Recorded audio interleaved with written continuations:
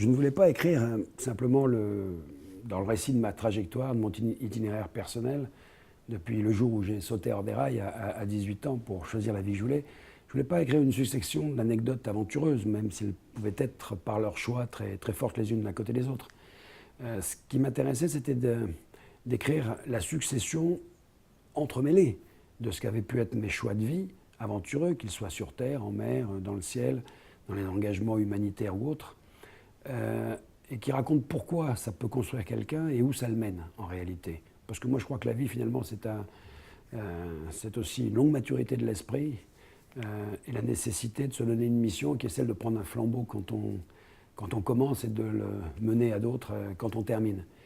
Mais ce qui est le plus étrange, c'est que ce livre s'est écrit dans une période tout à fait étonnante. Je l'ai commencé au mois de mai 2011 et s'est achevé en janvier 2012. Et c'était exactement, très précisément, pendant le plus fort de la crise mondiale économique et financière. Et il est traversé, non pas par la crise elle-même,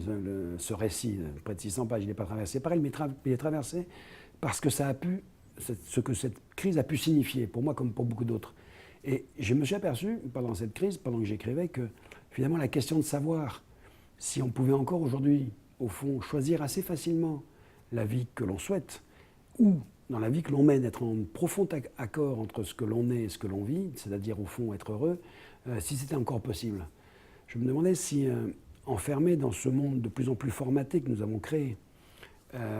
tout cela était encore possible. Et je crois que cette question centrale de la possibilité d'être libre dans le monde aujourd'hui tel qu'il est, quel que soit le choix de vie qu'on ait fait, traverse tout le récit en filigrane de tous les événements que j'ai pu connaître, parce que ça a été chaque fois la même question à laquelle il a fallu répondre.